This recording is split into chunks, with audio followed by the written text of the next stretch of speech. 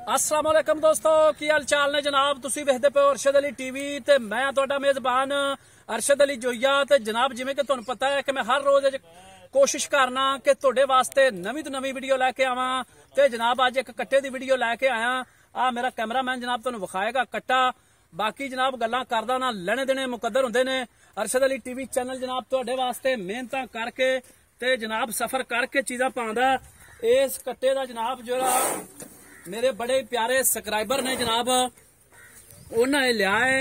ये जनाब अपना चौधरी आजम नवाब गुज्जर नूर जमाल शमाली के साहबजादे चौधरी खालिद इटली डेरा पंड बरादरन उन्होंने जनाब मेरे तो खरीदया 1,70,000 दे विच जनाब झोटा फाइनल होया है। ये जनाब उन्होंने जाना है अपना गुजरात दे विच ते अल्लाह ताला उन्होंने जनाब नसीबा च करे।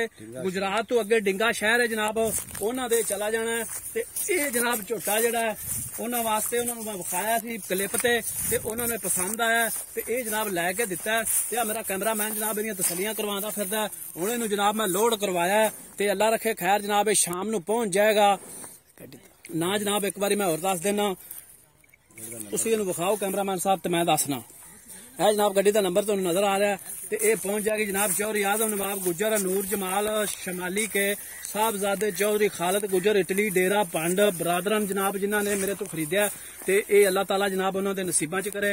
बाकी जनाब जिन्ना को है माशाल्लाह खूबसूरत है और मेहनत करके जनाब उन्होंने लभ के दिता है। उन्होंने मैनू एक फोटो विखाई सी कि अरशद इस फोटो के नाल दा होना चाहिए ते जनाब उन्होंने म्यार ते पूरे उतरे हैं। फोटो दे विच विखा के जनाब उन्होंने सेम टू सेम वही चीज विखाई है।